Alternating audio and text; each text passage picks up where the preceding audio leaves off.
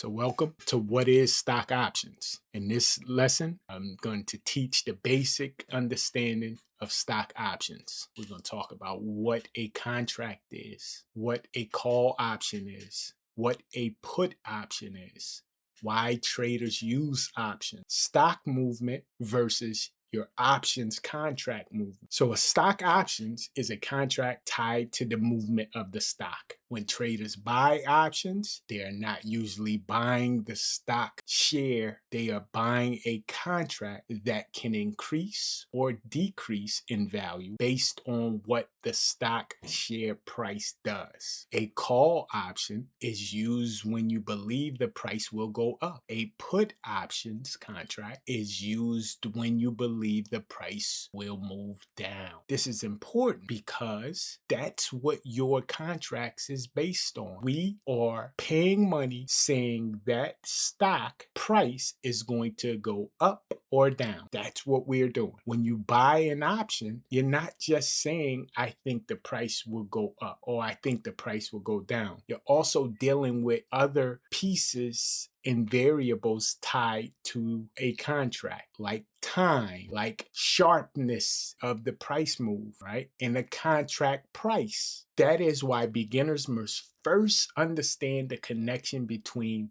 chart movement and contract movement. Let me give you an example. If NVIDIA is near a strong support level, bottom price, and it begins to push off or bounce off of that bottom price upward with confirmation, a call contract may gain value as the stock price goes up. If NVIDIA is nearing a strong resistance, a top price level, and starts to reject from that resistance and go downward, a put contract may gain value as that stock price falls. Options are powerful, but only when they are tied to a real chart thesis. Never start or get into a options contract just based on the contract, the price, and what someone said. Start with the chart. Understand where the price is, where the price has the opportunity to go. Let's tap into the next